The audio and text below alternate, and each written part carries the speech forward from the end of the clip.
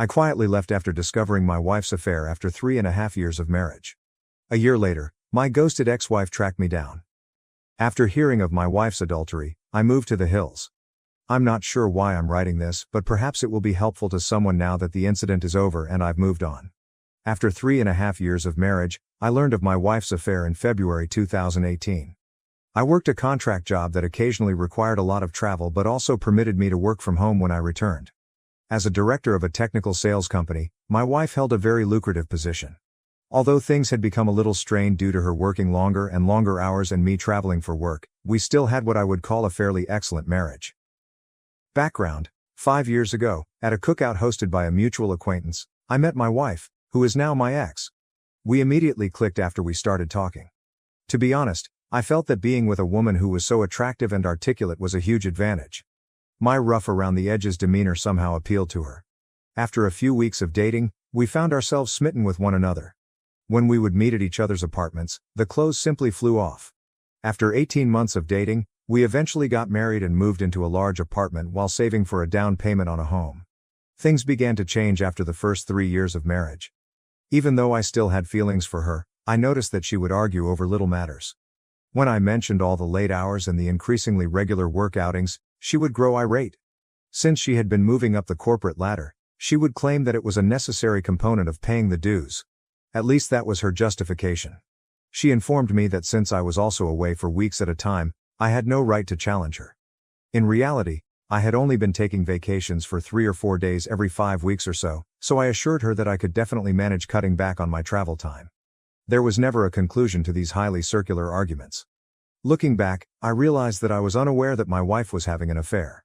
Aside from our declining sexual life and her persistently late work hours, I would never have suspected anything. I simply assumed that she was exhausted from her job. But being rejected so often when I tried to start a sexual relationship had taken a toll on my ego. Although she had a work mobile phone and might have been using it, I didn't witness the covert texting that I had read about in other articles. She used our spare bedroom as a home office and spent a lot of time there. Around September 2017, Kathy began returning home from work and spending the evening at a work engagement instead. This increased from 1 night per week to over 3 nights each week. Although I'm not naturally envious, she would undoubtedly be observed by others, and I'm aware that she would need to repel some of the males at her workplace. Despite working with more male CEOs than female ones, she gave off the impression that she was primarily engaged in her job. The first time I suspected she was cheating was a month prior to D-Day. Before returning home, she had made a brief stop at the supermarket. I was asked to assist her with the grocery shopping. Something pink was glinting from just beneath the front passenger seat of her automobile as I was retrieving a few items from the rear seat. It was a bra that belonged to my wife. She preferred ones from a certain clothing store, so I knew it was hers. Looking back, I can see the bra was a warning sign. She always removes her bra first, from under her clothes, when she's feeling very lustful. I'm not sure why, but when I watched this, I felt sick to my stomach right away. I couldn't understand why her bra was beneath the seat. I didn't say anything more. My heart must have been pounding so hard that I nearly passed out, because when I brought the bags back to the kitchen, Kathy asked me how I was feeling and said that I appeared to have seen a ghost. I simply ignored her remark. It took everything I had to conceal my emotions, but I did my best not to appear upset or deceived. I made the decision to try to find out whether or not she was seeing someone that night and the following day. I began to consider all the hints I could have overlooked. Other than the bra, I had no evidence. She works in an office building downtown, and we live in a reasonably big city. I made the decision to temporarily put the affair idea out of my mind and consider giving her more of my attention. I prepared a delicious meal and arranged the dining table with elegant plates, silverware, and candles one Friday after work. I purchased an arrangement of flowers and a lovely bottle of wine. I pointed out the dinner and everything I had made when she arrived as usual, breezing in after work. She apologized and said she was sorry, but she had to go to a neighborhood hangout to meet up with her coworkers. She mentioned that she needed to take a shower first but that she could have a small snack with me before she left. I guess I went utterly silent because my insides flipped on me. I won't explain the type of anger I was experiencing at the time, but I had had enough. I took my work cell phone and threw it in her back seat while she was taking a shower. I had been considering this as a means of using my own phone to find her. I walked into the kitchen after that and threw the food and flowers in the garbage. After taking a shower, she got ready and looked stunning as always. "All right, let's eat," she said. "Never mind, go out with your friends," I urged her. She asked me if I was angry after giving me a weird look. "I'm sad that you never want to do anything with me," I said. She got upset and sarcastically remarked on my short fuse while telling me to stop acting like a kid. I muttered, "Foolish me," as I stood there allowing everything to settle in. For once, I felt we should spend the evening together. She simply gave me a sly smile and stormed off. I pulled out my second phone and began following my work phone when she departed. About 20 minutes away, at the bar she often visits with her coworkers, I caught her stopping. I made the decision to go find her automobile. Indeed, it was in the parking lot of the bar. I waited to see if I could see her in my car across the street. I felt completely different, like a stalker, but I told myself that I had to calm my fear of her whereabouts. I observed her leaving the bar with a man about an hour after I got there. He had the appearance of an executive from her company. He took hold of her, drew her near, and planted a kiss on her lips. My body was totally numb, and my stomach started to clench up. They went to a different vehicle and climbed in together. When their automobile pulled out, I tried to keep up with them. You guessed it, they drove to a hotel 10 minutes away. As I stopped on the street beside the hotel, I saw them exit, holding hands, and enter. I'd seen enough. I felt foolish. I began pounding the steering wheel with my fist. That was it? Something went totally blank inside of me. I'm not sure if I had an out-of-body experience or blacked out, but as I got better, I felt like I wanted a drink. At this point, my life started on a path I never would have imagined. I simply began to drive out of town, replaying all that I had just seen. I was crying out of anger, as much as I hate to admit it. I located a pleasant little tavern on the outskirts of town, some 30 miles away, and stopped in. I ordered a drink while seated at the bar. The bartender, a lady, said that I looked like someone had taken the wind out of my sails, so I guess I looked like death warmed over. I answered, half smiling. "You could say that." A man sat down beside me and struck up a discussion. Even though I didn't feel like talking, there was something about this guy that put me at ease. We struck up a conversation, and eventually my wife's infidelity came up. I told her that all I wanted to do was get away from her and forget about her. "You're not alone, buddy," he replied, giving me a back pat after giving me a quick glance. I experienced that a few years ago. I think there's a reason why these things occur. Your life can now take a positive or negative turn, I assure you. At this point, everything is totally up to you. His remarks, for some reason, jolted me out of my gloom. Even though I was aware of my pain, I've always been able to see things rationally, and he was absolutely correct. We identified ourselves. Ray was his name. I really liked his salt-of-the-earth vibe, even though he was more of a country guy. "When are you going to move out?" he inquired. I suppose I never thought to look that far ahead. I had a fight-or-flight response going on, and I knew I didn't want to be around this woman any longer. "I have an idea and I feel very sympathetic to your situation," Ray added. "When the time comes, I have a mobile trailer on my land in case you feel the need to go. It might require some work and isn't very good. Why don't you visit and see if you could imagine yourself briefly residing in anything like that?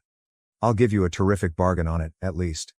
You could even park it on a lovely piece of property I own. I would appreciate it if you could watch it for me. It could be beneficial to escape your predicament, just a thought." I took a moment to comprehend his concept. Hell, honey, if I could have escaped my crazy ex-husband years ago, I would have jumped at the chance to go live in his trailer or anything just to get my head on straight, added the bartender, who had been listening in on the chat. Perhaps this was just what I needed, but I felt as though I had wandered into the twilight zone. "Yes, I'll think about it and maybe check it out," I said to Ray. After a while, we split up and agreed to get together at his house in a few days. I began to feel as though I had some perspective and an opportunity to escape what I thought was a terrible heartache combined with a nightmare. I knew one thing for sure: I would never, ever want to spend time with my wife again. I find cheating to be so disgusting, and it has always been the one thing I thought I would never put up with. I sat on the couch when I arrived home that evening after Kathy. Kathy asked me where I had been when she came out. "Where have you been?" I questioned, turning to face her. "You know I went to grab drinks," she said. I directly inquired, "Are you having an affair?" She appeared surprised, but she soon collected herself and responded, "No, why would you ask me that?" I informed her that I had heard she might be seeing someone at work. "Who told you that?" she said. "Someone I know," I said, but I kept the name a secret. After saying, "You're being ridiculous," she accused me of being intoxicated and insane and inquired about my whereabouts. "We're going to a bar to enjoy some drinks with our friends," I remarked. Despite her obvious desire to ask more questions, she returned to our bedroom and went to bed. Now that I had proof that she had been deceiving me for months, I made the decision to sleep on the sofa. I couldn't sleep at all because I kept seeing her in bed with this guy. I felt sorry for myself, disgusted, and hurt. But then I thought about Ray's trailer. The thought of it cheered me up, and it was almost like a revelation. Something must be wrong with me since the fight or flight response automatically activated amid the pain I was experiencing, and I preferred the flight response. We didn't talk much the following morning and carried on with the weekend as if nothing had occurred. I scheduled a meeting with Ray a few days later. I noticed that Ray had a lovely ranch when I got there, and the trailer was actually quite nice, about 26 feet long and fully furnished. It brought back memories of a fun spring break trip I took with pals while I was in college. Ray accepted the money I offered him for the trailer. To be honest, I almost took it from him. I drove over to see his ranch property after he gave me directions. There were hiking and biking paths close by, and the area was lovely, with lots of trees and scrub vegetation. Ray had a little cabin on a hilltop overlooking the property, with electricity and water accessible for the trailer, and it was close to the foothills of some mountains. Ray promised to set up the trailer for me and pull it to the location. I tried to get Kathy to come clean over the course of the following few weeks, but all I got was gaslighting. I even bluntly warned her that there would be no turning back if I discovered she was cheating. As a result, she became even more engrossed in her affair fog, and began to lash out at me with denials. I nearly laughed at how awful the denial was. I scolded myself for not capturing pictures of the two of them, and I had no tangible evidence that she had cheated. I decided that I wanted to leave this marriage after going through this emotional anguish. Instead of communicating my feelings to Kathy, I simply began planning. While she was at work, I started quietly removing my possessions from the apartment and transferring them to the trailer. At least I felt like I was doing something about it. I saw a difference in Kathy during this period. Although she had been behaving more politely toward me, I believed it was too little, too late. I felt I needed a break too, so she kept going on company outings, after work. One night, I got ready too, just as she was leaving. After glancing at me, she inquired about my destination. All I said was, meeting up with some friends. You wouldn't enjoy all the shop talk, and you don't know them? I interrupted her as she began to ask more questions. She used to say precisely this to me whenever I asked if I might accompany her on office excursions. All right, have a good time, she added, with a somewhat offended expression. I definitely will, I replied. I began making new acquaintances while working on the trailer and hanging out with Ray at the bar. I felt better after spending time with Ray's wonderful family and friends. I also made the decision to cut back on my drinking because I didn't want to form any unhealthy habits. I knew better than to drown myself in sympathy, even though it would have been so simple. At this point, Kathy informed me that the next week she would be traveling for work. She stated the executive team and a few department heads were going when I inquired who was going. I hope you have a great time with your boyfriend, I added, glancing at her.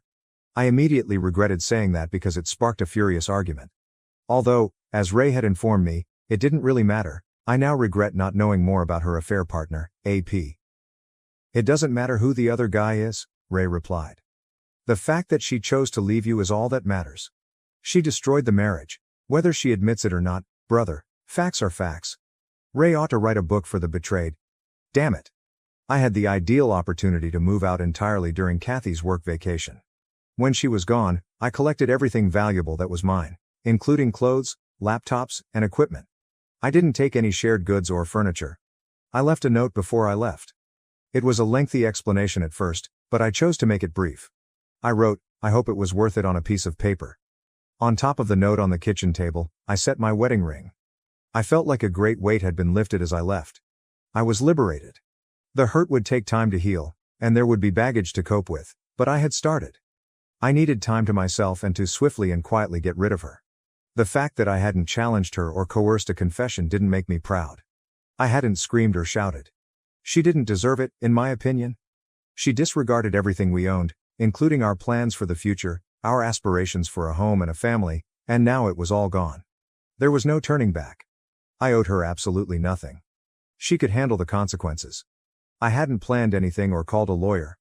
I just wanted a new beginning and some clarity. The air from the mountains was just what I needed when I got inside my trailer. I resumed running the next week, and it was wonderful to be alive. Kathy texted things like, "We just landed. We're having a team dinner," and so on while she was away. "Where are you?" was the question in a few mails. "Why haven't you gotten back to me?" I didn't answer. My phone exploded with calls and texts when she got home. She kept trying to get in touch with me, but I ignored her. Her mother also tried to phone me after the first day, but I didn't pick up. She didn't try to engage my father because we aren't close and he is the only member of my family that I still have. Her messages grew more urgent after she was ignored for a week. "What is this?" was one of the texts she sent. "We must speak. I'm not sure what you believe you know, but nothing is happening. There isn't an affair going on." She finally texted me after a week of not answering, saying, "I'm sorry things got out of hand. It didn't matter that I was involved with someone at work. You were absent a lot while I was preoccupied with my work. I simply made an error. I intended to terminate it." An error? I had been waiting for this confession all along, yet somehow it only made me detest her more. Why was she unable to be truthful? I didn't have any dreams about a future with this woman. Errors don't persist for 6, 8, or a year. Her pleas for me to return and work on the marriage eventually grew pitiful. I refused to respond to her even after she stopped bothering me for a few weeks. I didn't want her to learn where I lived or to snoop around in my life. I didn't want my haven to be destroyed by this woman. She then began sending nasty texts like, "You're a coward one day. You refuse to speak to me. You have no regard for us. Come home, please, so we can discuss. You're where? I am able to visit you. Paul, please let's chat and make things right. Damn it." Although I don't recall all of the texts, they all appeared to be excuses with minimal genuine regret. In one ear, I let them go, and in the other out. After a while, I switched my mobile number. Update: June 2018. I received an email from Kathy informing me that she had hired a lawyer and was going to file for divorce. I just said, "Okay, that sounds good." This led to a barrage of emails requesting that I visit her and other things. She wrote that she would stop bothering me if I consented to an uncontested divorce after realizing this wouldn't work. After I consented, I was genuinely free a few months later. After I moved out of our apartment, I never had to see her again. She seemed to care more about that than I did, even though neither of us had any closure. I would occasionally think of her for a few months, and yes, the grief would suddenly come to me, like when I heard a song we used to enjoy. After a while though, I simply stopped thinking about her. Update 2. Now that I'm officially divorced, things are going great. In actuality, I got to know a wonderful girl. Just down the hill from my house, I was running on the trail. We clicked when I helped her replace a flat tire. Despite being a few years younger than me, she is fantastic and quite adorable. She refers to me as her mountain man, and adores my way of life. Although I'm not in a rush to commit, I also don't intend to give up on women entirely. I have no intention of moving out of the trailer anytime soon. I enjoy being outside and have simplified my life. It made everything easier for me, including the grief and my ex-wife. I am aware that everyone responds to these situations in a unique way. I was fortunate to be in my 3rd year of marriage and not yet a parent. I believe I acted in my own best interests. You don't have to spend your entire life with someone who cheats. If you experience something similar, try not to think about it too much. Continue living your life. As you improve yourself, it will get better. I hope everyone has the finest possible life. I've revised this roughly 5 times to make it readable, and I just wanted to give you an update on my ex-wife's condition. I was worried that my ex-wife was attempting to find me, as I indicated in my earlier post. I left our previous residence, which was around 2 hours away. I ran into her last weekend at a coffee shop I often visit in the town close to my home. It didn't seem like a coincidence to me. Fortunately, I managed to get away before she noticed me. Third update: I went into town this past weekend to get groceries and made a stop at my normal coffee establishment. I was utilizing their free internet to work on some paperwork for work. I finished and walked out of the coffee shop. I was on my way to my pickup when I heard someone shout, "Paul!" When I turned to look across the street, I saw Kathy. I was being waved at by my ex-wife. Finally, Armageddon had arrived. She hurried across the street toward me, and I stood there in disbelief. As though anticipating an embrace, she walked over and extended her hand. I stopped her in her tracks by instinctively holding out my arms with my palms up. She appeared to be in severe pain. Then she added, "I've been searching for you, Paul. I've wanted to see you since I heard you moved here. Can we have a conversation?" Guys, I felt like an animal confined in a cage. Yes, I did. "All right, let's find a table or something and we can talk for a minute," I finally gave in. When she asked if we could come to my house, I firmly refused. At the end of the street, she trailed me down to a bench outside a small store. She began by remarking on how much I had changed and how much she liked my new appearance, beard, and level of fitness. She raved about how much my body had changed. Wearing a tank top, small white shorts, and her hair in a ponytail, just like I used to enjoy, she was really putting on the charm. I had my radar set high. She was clearly attempting to activate the sex appeal. I needed to control myself so I could see where this was headed. She began by saying she was sorry about the affair. She claimed that after I left, karma had severely impacted her. When her employer learned of the affair, the situation became so tense that she eventually resigned. Her affair partner AP, who at the time was engaged, received criticism and was transferred to a different department within the organization. She replied by telling his fiancée the truth after he blamed her for everything, which caused them to split up. This is when she bowed her head and began to weep. I didn't say anything, I just sat there and looked around. She stood up straight and looked at me for a while. "What do you want from me?" I asked. She assured me that she had no intention of having an affair. She stated that the company's politics and positioning drew her in, and that her AP used his charm and influence to corrupt her. She acknowledged that she felt she was taking advantage of him as much as he was taking advantage of her. After I accused her of cheating, she stated that she intended to come clean. She drank after work to ease the guilt she felt at the moment because she loathed herself. She claimed that she felt so stupid, so alone, and as like her heart had burst with loss immediately after I departed. She ended her relationship with her AP right away. She believed she had to find me to see if there was any chance of reconciliation because I refused to speak with her or get in touch with her. She desired a fresh start. She hoped we could start afresh even though she knew we were divorced. I simply gazed at her. I then gave it to her. "You have no right to come out here and undo all the harm you have done. Do you think I'll overlook everything you did to destroy our union? As I previously stated, we were done if you cheated. Forgiveness does not exist. This relationship will not be restarted. You murdered it. As soon as you left me, you ruined everything we had. How foolish do you believe me to be? One evening, I watched you enter a hotel with him. Were you aware of that?" I became aware that people were beginning to notice that my voice had been getting louder. She grabbed my arm and started crying. After letting her sob on my shoulder for a while, I pushed her away. "I deserve all this," she replied, glancing up at me. "I am certain that I do. If nothing else, would you allow me to take you out to dinner? I'd rather not go. I would like to speak further. I want to make sure that we are transparent about everything. You need to spend more time with me than you have in the past. Paul, please. I love you so much, even though I know you might not want to hear it. Before you left me, I had no idea how much I loved you. You broke me as much as I broke you. I'm unable to forgive myself, and I don't want to do so till the day I pass away." She began to sob uncontrollably and hyperventilate. I lifted her up and gave her a hug. It seemed like my only option for soothing her. I knew then that I had shattered her heart as severely as she had shattered mine. Walking, we found a peaceful spot to carry on our conversation. I said, "How did you find me?" when she had calmed down. "Have you engaged a private investigator?" After giving it some thought, she responded no with a small giggle. She clarified that she asked how things were going when she ran into Stacy a few weeks prior. Stacy didn't mention that she had noticed me. Kathy forced her to reveal all the information. I had warned Stacy not to tell her, so she was reluctant, but Kathy persisted. Stacy finally gave in, but all she knew was that I lived somewhere close by and was in town. On her days off, she began to come here to check on me. I kind of laughed when she said that, thinking, damn, Stacy can't keep her trap shut. She blushed. We ultimately decided to have dinner at a charming little spot with a patio. I made sure we didn't drink anything since I wasn't going to give her a reason to be kind to me or say she wasn't so inebriated that she couldn't drive back. In fact, we had a good conversation. I then escorted her to her vehicle. She insisted that she hadn't dated anyone else since I left and vowed fervently that I was the only person she wanted, so she pushed me hard to stay longer. "No, it's still way too early for me to go down that road," I informed her. She pleaded with me to come back, but I didn't say yes.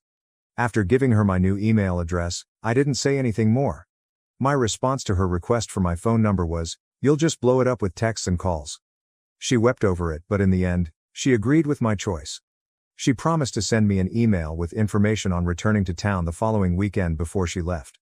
I asked her directly, "Would you have forgiven me if I had been the one cheating?" before she got into her car. "Yes, in time, but only if we saw a marriage counselor and worked through the healing process with lots of talking, maybe even a binding agreement," she responded after pausing to reflect. "All right, maybe I could do that. In 5 or 10 years, I answered. "I would wait if that's what it would take," she replied. She then took both of my hands in hers, looked me in the eye and said, "God damn it, Paul, I will always love you and will do anything to prove it." This statement truly caught me off guard. Her remarks continued to upset me even after she left. She had spoken those words so firmly. However, I was still unable to envision us reuniting. Even though I felt better about the incident, I was unable to perceive her as a friend at this time. Perhaps a friend, but even that was a mystery. I returned home, enjoyed a long run, had some beer, and thought about how far I had come. Could someone please assure me that she wouldn't destroy the tranquility I had created for myself? I had no idea. I had the luxury of time to sort through it and get perspective, but it was all still too vivid in my mind. Last update. Most likely, this will be my final update. When I first uploaded my story to Reddit, the moderators kept taking it down. In summary, I ghosted my ex-wife for more than a year before she discovered me. She wanted to make amends and start over with us. You will be deeply disappointed if you thought I would be the typical beta blue pill fool, and forgive her. She expressed her love and regret for the affair in a lengthy email she sent me last week. She offered to come out and stay with me for the weekend once more. My answer? I silenced her. I informed her that I had no plans to make amends with her. I'm totally happy living alone, taking advantage of my secluded position, and keeping things simple. At 32, I'm not in a rush to make changes. I have my own self-determination plan and have enjoyed the company of a few women and friends. I made it clear in my email response that I had no intention of reconciling and declined to provide her with my phone number. I no longer know or trust you because you made your bed. I hope the best for you, and perhaps we might become friends in the future, but not right now. She was annoyed by my evasiveness and responded in a telling way. She acknowledged that she had taken a job offer from a different state. Her true goal had been for me to accompany her, believing that my remote work would make the move simple. She wished we could start over somewhere new. She wanted to visit me in person to attempt to persuade me because she was running out of time before moving. Luckily for me, her time was up because I had a week of business travel scheduled. I'm grateful. I will no longer have her in my life. She will soon recognize that her time with me is over, but I anticipate receiving a few more emails. She'll need to find someone else, and she might even cheat on them. To anyone reading this, make the most of your life. Let go of the past and give yourself the strength to go on. To all of you, good luck. Thank you for watching. If you haven't subscribed yet, please do so and hit the notification bell to stay updated with more shocking real-life stories happening around you.